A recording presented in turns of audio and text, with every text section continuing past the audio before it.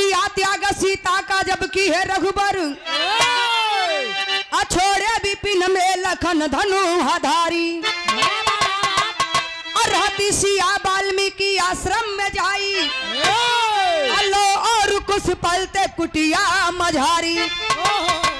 इधर राज का भार रघुबर संभाले, और भरत शत्रुघ्न यो लखन धनु आधारी। अखलती सिया की कमी राम जी को, सिया के विरह में हरदम दुखारी।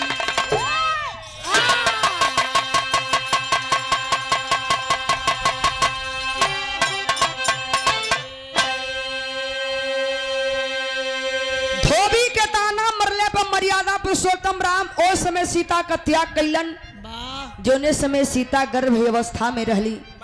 लक्ष्मण ले जाकर सीता के जंगल में छोड़लन। वाल्मीकि गुरुजी धर्म का बिटिया बना के कुटिया में ले गईलन। लौ का जन्म भेल कुछ के कुशा से बनौलन। दोनों लइकन का पालन पोषण होखे लगल।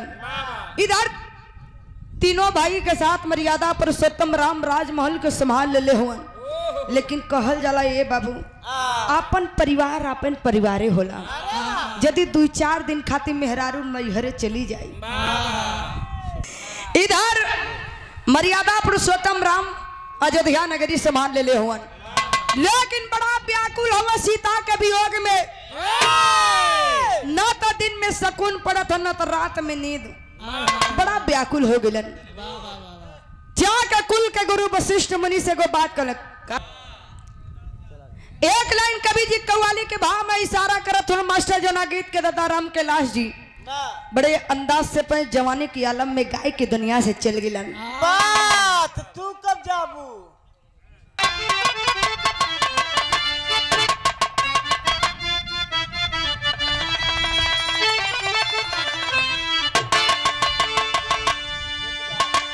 एक बात कही सजनी गठियाला चुनरिया में। एक बात कही सजनी गठियाला चुनरिया में। एक बात कही सजनी गठियाला चुनरिया में। एक बात कही सजनी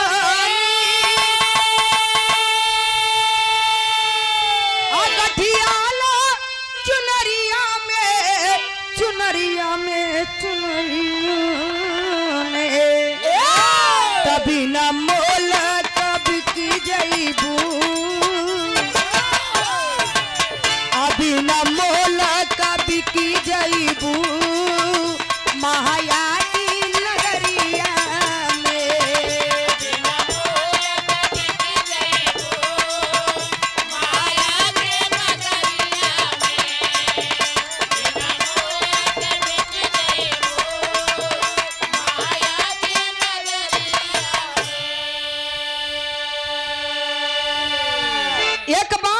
सजनी गठियाला चुनरिया में, बिना मोल का बिके जाइबू माया की नगरिया में। यह माया की नगरी है, कहने को तो हमारे सब है, मानो तो हमारा कोई नहीं है। क्योंकि मुट्ठी बांधे आए जगत में हाथ पसारे जाओगे, ना ही कुछ साथ लेकर आए ना ही कुछ साथ लेकर जाओगे। ये उस सुंदर कवि जी भाव में लिखत हुआ। कैसे मास्टर?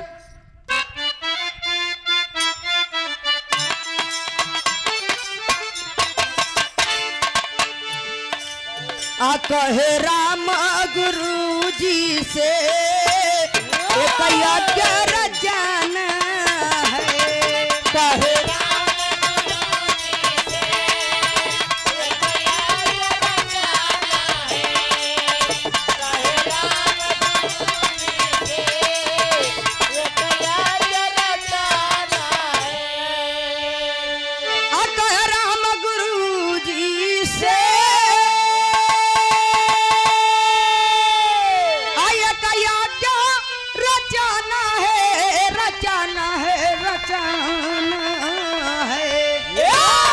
मेरे मन को शांति मिले, मेरे मन को शांति मिले ये कई युक्ति रमाना है। मेरे मन को शांति मिले ये कईयों की रसाना है। मेरे मन को शांति मिले ये कईयों की रसाना है। कहे राम गुरु जी से एक यज्ञ रचाना है, मेरे मन को शांति मिले एक युक्ति रमाना है। यही से कहानी की शुरुआत हो गई मास्टर।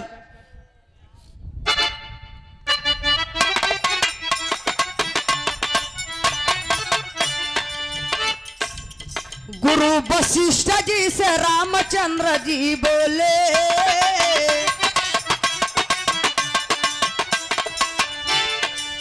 यज्ञ करने का नाथ आज मेरा मंडोले।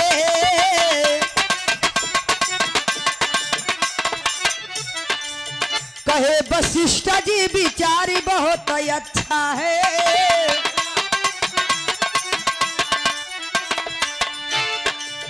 आहुति पाक देवता भी करे रक्षा है।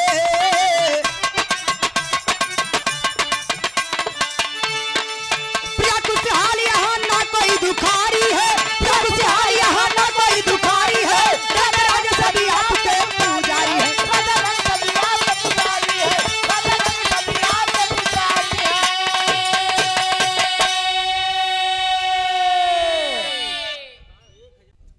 मर्यादा पुरुषोत्तम राम जाते हैं कुल के गुरु वशिष्ठ मुनि से, कहते हैं गुरु जी काफी दिनों से मेरा मन बहुत अशांत रहता है, ना तो दिन में सुकून पड़ता है ना ही रात में नींद आती है।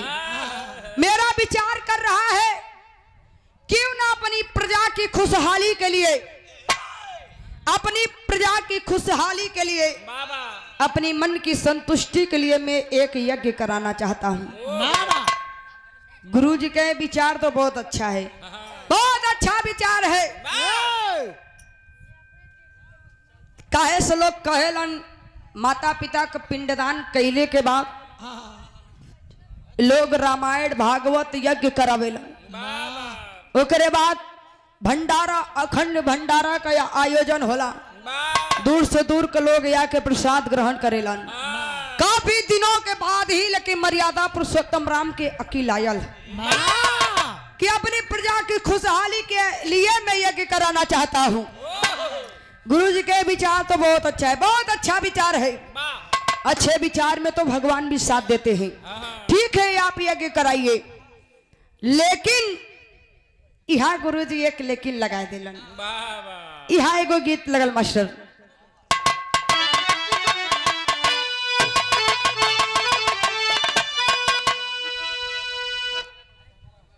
थोड़ा आप लोग शांत रहें। कोनो मेहरारू यदि मेहरारू को कोनो चीज का चाहत होला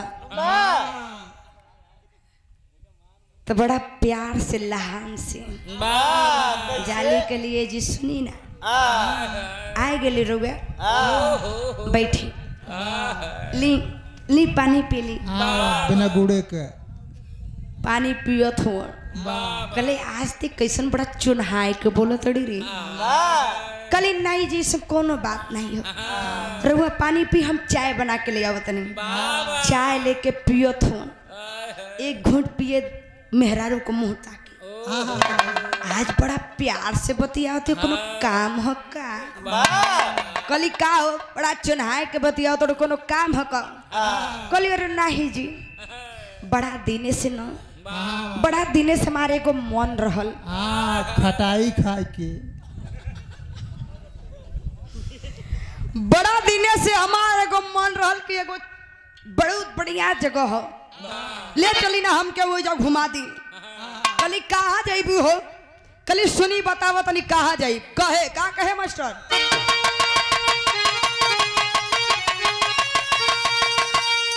सोनी कैला रजाऊ हो तो सोनी कैला रजाऊ कचौड़ी गली सुन कैला रजाऊ मिर्जापुर के कैला गुला जा रहो कचौड़ी गली सुन कैला रजाऊ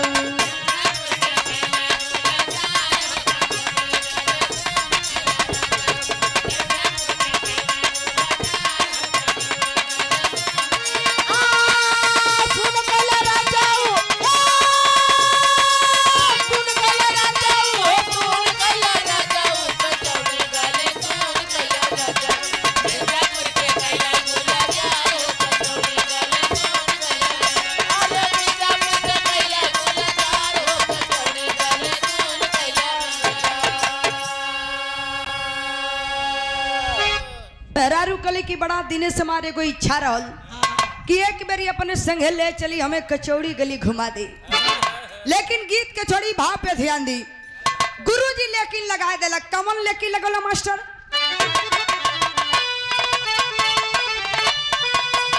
आप पूरा कैसे होई हो, तब पूरा कैसे होई कि यज्ञ कैसे पूरा होई रजना, तो जबकि कैलासिया जी के दूर हो यज्ञ कैसे पूरा होई रजना।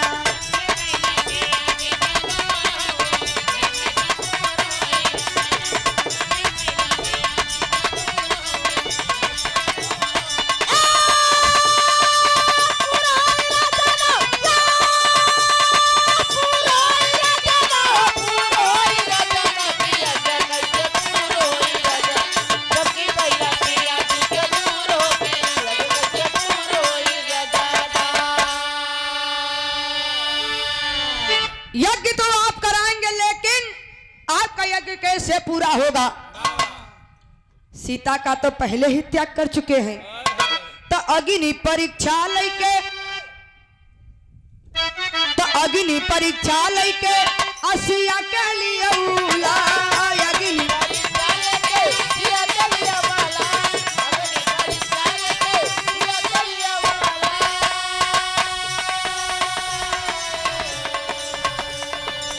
सीता जी के साथ है कितना समय तू बितौला।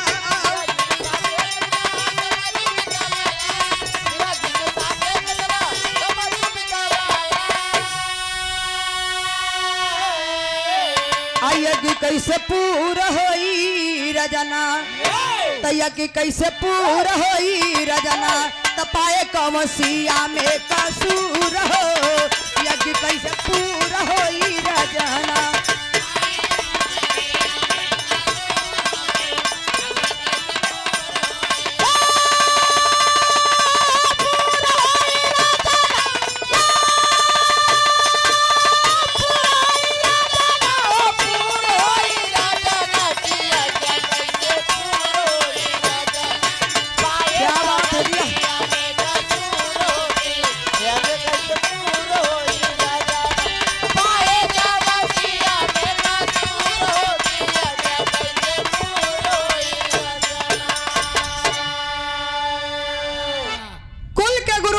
मुनि बताते हैं मर्यादा पुरुषोत्तम राम से, सीता को लंका से लाते समय अग्नि परीक्षा लेकर सीता को अयोध्या नगरी में लेकर आए। इतना दिन साथ बिताने के पश्चात ऐसी कौन सी गलती हुई सीता से, कौन सा गुनाह पाके इधर बताते हैं कि लंका से लाते समय अग्नि परीक्षा लेकर सीता को अयोध्या नगरी में लेकर आए। इतना दिन समय बिताने के पश्चात ऐसी कौन सी गलती सीता का हुई, कौन सा गुनाह पाके सीता का ही त्याग कर दिए। बताया जाता है किसी भी पूजा पाठ में एक शादीशुदा इंसान का बिना औरत के नहीं बैठना चाहिए। चाहे जो भी पूजा पाठ कर रहे हैं, जैसे सत्यनारायण भगवान का कथा ही सुन रहे हैं, बिना औरत का नहीं बैठना चाहिए। इसीलिए सीता का तो पहले ही त्याग कर चुके हैं, कैसे आप यज्ञ कराएंगे?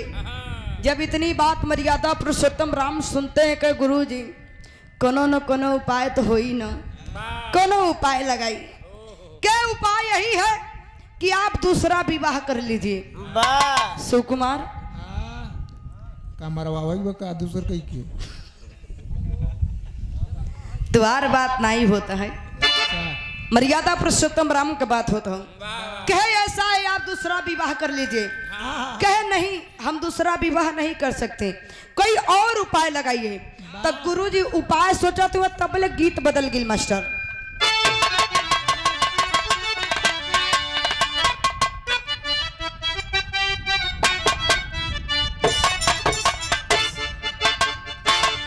ये गीत विराट सम्राट स्वर्गीय लाल जी लहरी गुरुजी का फेवरेट गीत रहल।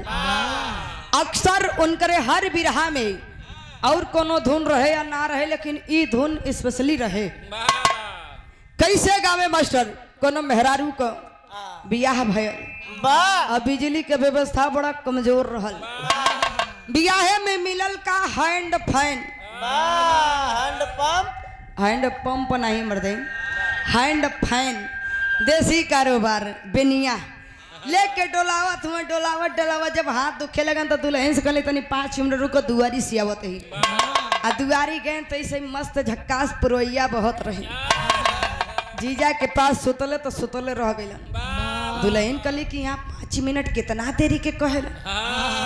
शादी से सुबह हो गयल, अब वही तलक दूल्हे राजा का पता नहीं चलल। सुबेरे से तब ले नदिया के कहे ए भौजी, ए भौजी का भौजी भौजी कहली हट मेरे जले पर नमक न छिड़का। तो दुल्हनिया कहे का कहे मैं सुन लहरी गुरु जी गावे।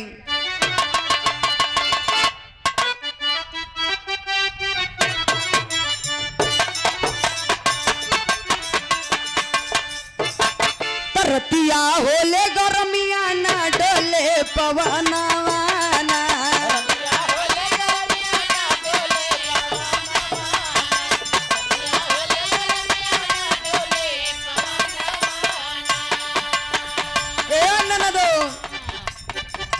मारे गरमी के मारे मारे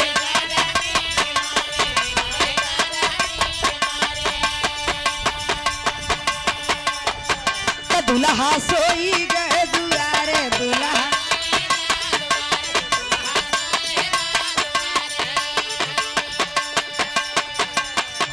मोरे सासु नदिया जिन मोर मिहाना माना।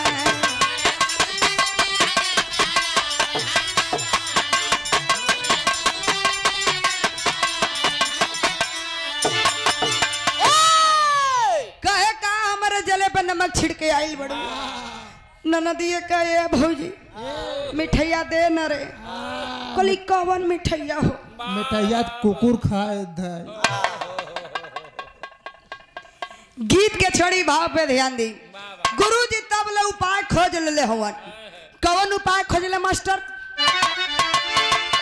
तब प्रतिमा सिया के बनवायो धपति रजाना माना।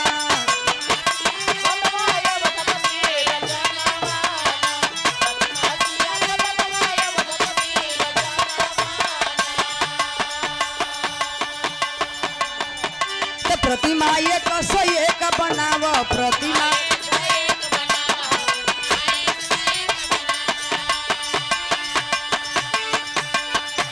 तो राजन तेरी न लगावो राजन।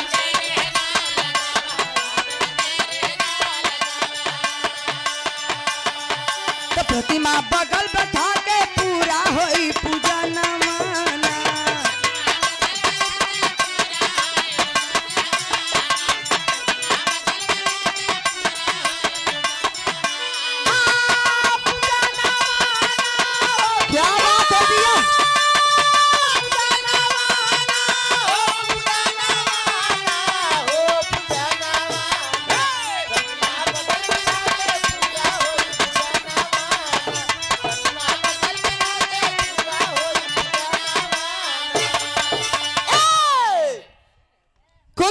वशिष्ठ मुनि कहे कि यदि आप दूसरा विवाह नहीं करेंगे तो सुनिए, उपाय यह है कि आप सीता की प्रतिमा बनवाइए। सबसे पहले 1 से 1 प्रतिमा बनवा लीजिए, यज्ञ चालू हो जाएगा तो प्रतिमा बनती रहेंगी। मर्यादा पुरुषोत्तम राम कारीगरों को ऑर्डर दे के बुलवा लिए। 1 से 1 प्रतिमा बन तैयार हुई और इधर यज्ञ चालू हो गया। यज्ञ चालू हो गया तो पर डे नियम से सभी कारीगर सीता की प्रतिमा बना के बगल में बैठाते थे।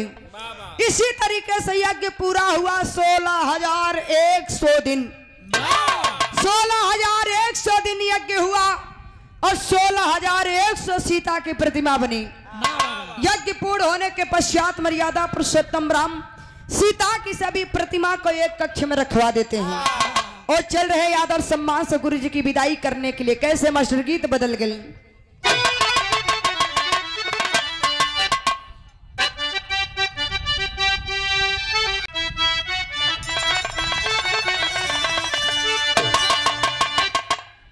इनकरे गुरु के गुरु विराट सम्राट जनाब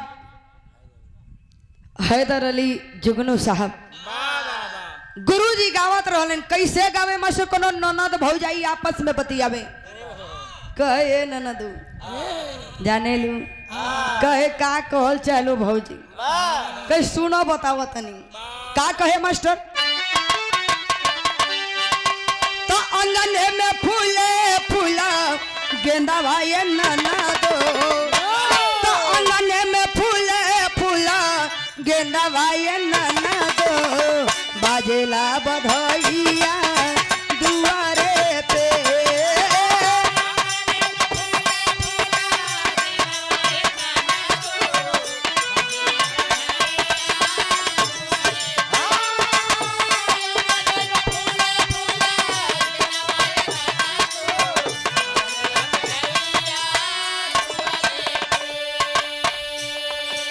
ई तो भौजी कहे लेकिन ननदिया कहे सुनो ये भौजी दोनों एक ही समौरी कर कहली तू आर दुख हमार दुख एक ही हो तू हमसे कहला हम तो से कहली लेकिन का कहे मास्टर कि ननदी भौजैया दोनों एक समौरिया तो ननदी भौजैया दोनों एक समौरिया दोनों हुनका पिया पर देसिया हो रहा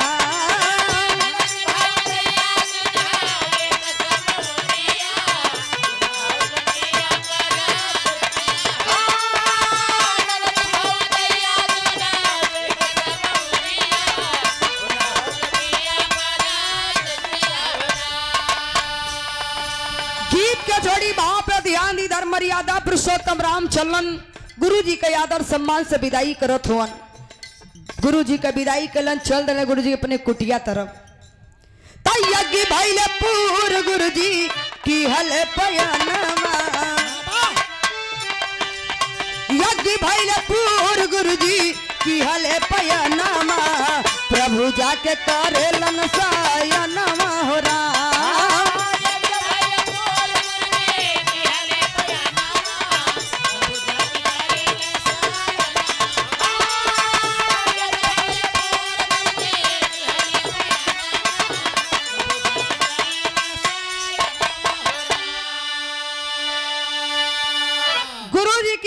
कर दिए गुरुजी अपनी कुटिया में चले गए मर्यादा पुरुषोत्तम राम जाके अपने कक्ष में लेटल हो पर नींद नहीं खियावत तो लेटे जाके राम लेकिन निदिया नया वाली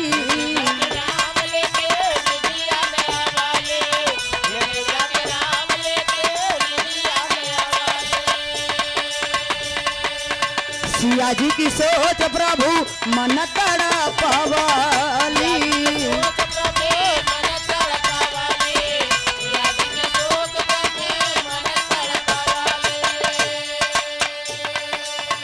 उठे चार पाई छोड़ी जग के विधानमा उठे चार पाई छोड़ी जग के विधानमा धीरे धीरे धरे लन चरण महरा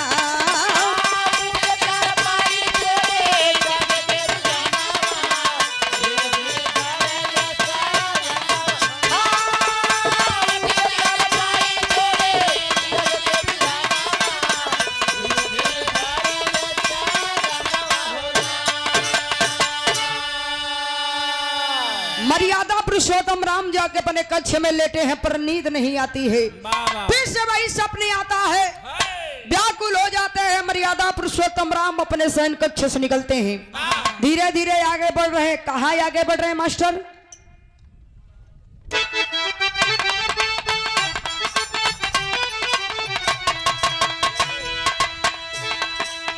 जो ने कोठरी में सारी प्रतिमा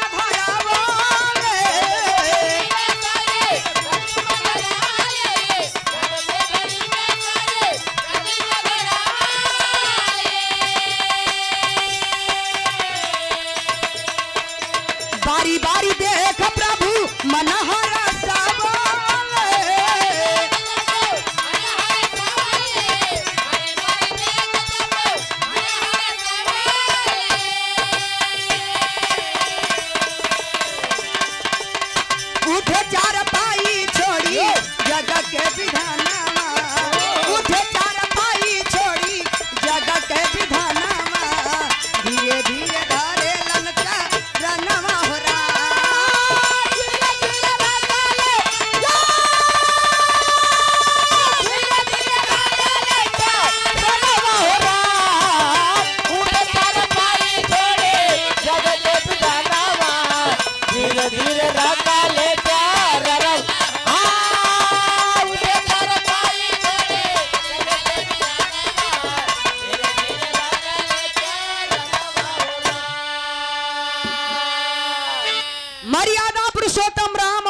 कक्ष से निकल के धीरे धीरे उसी कक्ष की तरफ आगे बढ़ते हैं जिस कक्ष में सीता की सभी प्रतिमा रखी गई है।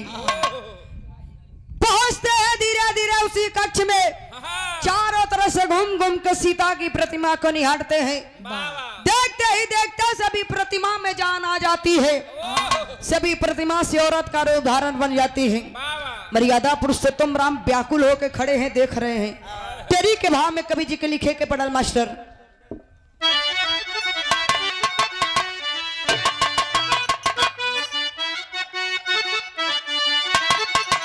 अरे मोरे राम अवध की महारानिया बनी, आई अवध की महारानिया बनी, तो 16,000 एक सौ सुनिए बारी धनिया हो धनिया हो धनिया।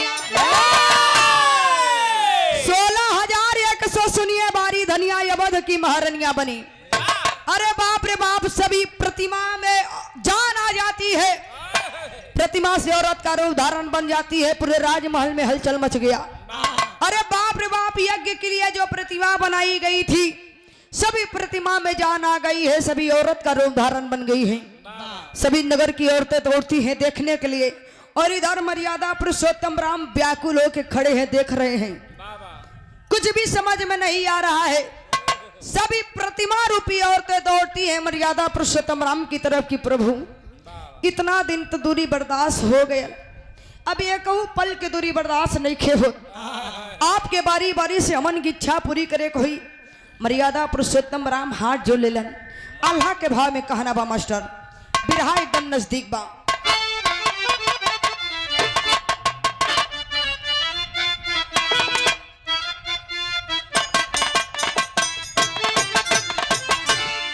कहे राम केहू के नाही इच्छा पुरऊ बई भैया, कहे राम केहू के नाही इच्छा पुरऊ बई भैया, कहे राम केहू के नाही इच्छा पुरऊ बई भैया। ये कनारी बाहर तलीहा आजीवन हो मझा,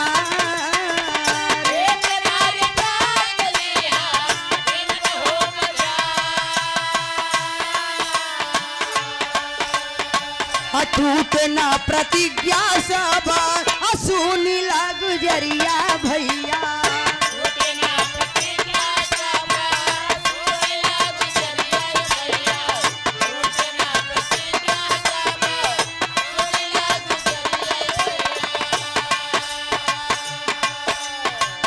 गाई के बचाना हम भाई लचा,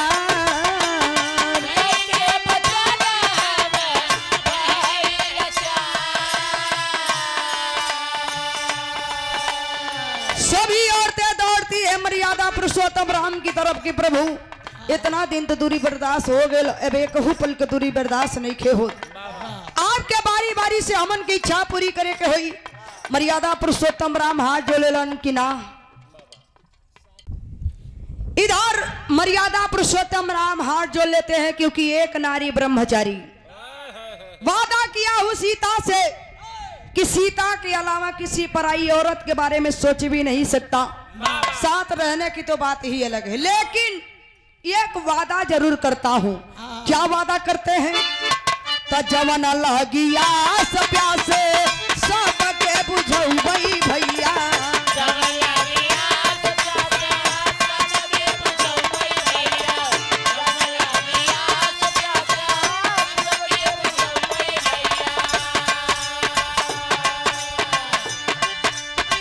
राख भी रचा बाके हो मनमा हो मझा,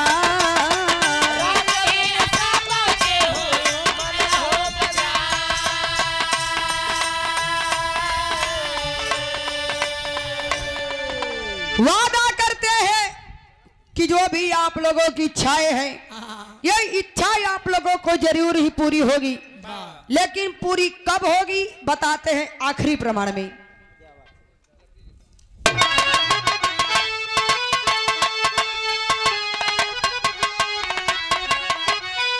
आधाई का धीरा बैठा सबके अपने मनावा, आधाई का धीरा बैठा सबके अपने मनावा, द्वापर युग में पुरई बई सबके अरे मनवा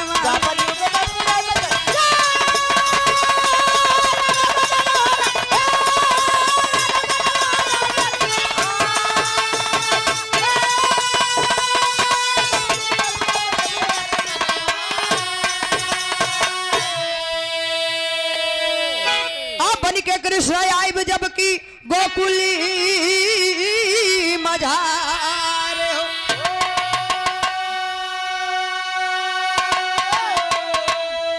और सबके साथ मिली हम करब बिहार हो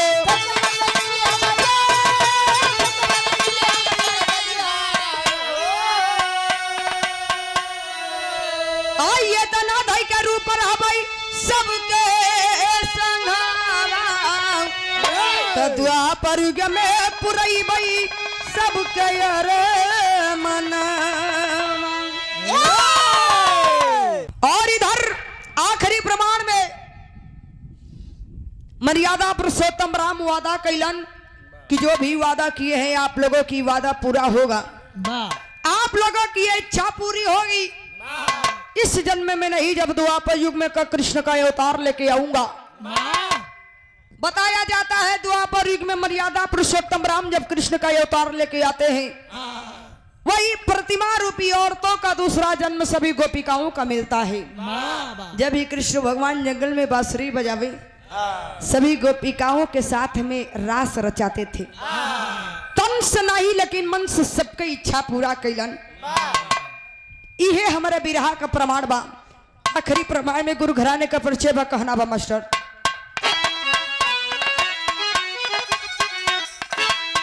आ गुरु बिहारी गुरुपत्तु छह बार की अमर कहानी।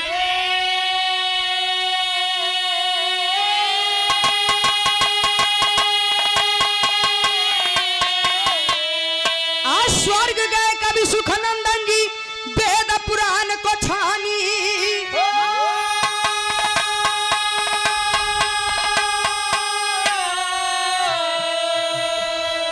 आई अवध की महारानिया बनी, तई अवध की महारानिया बनी, तब प्रीति जोखन कवि के रतिया के जगनिया हो। अवध की महारानिया बनी,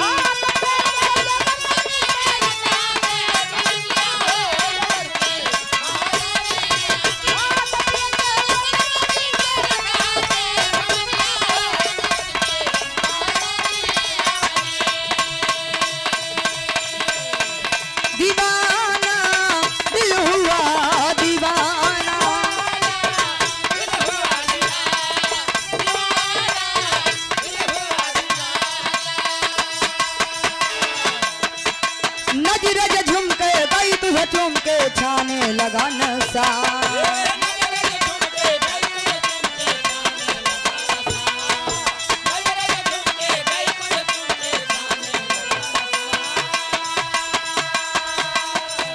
नजर झुमके गई तुझे झुमके छाने लगा नशा।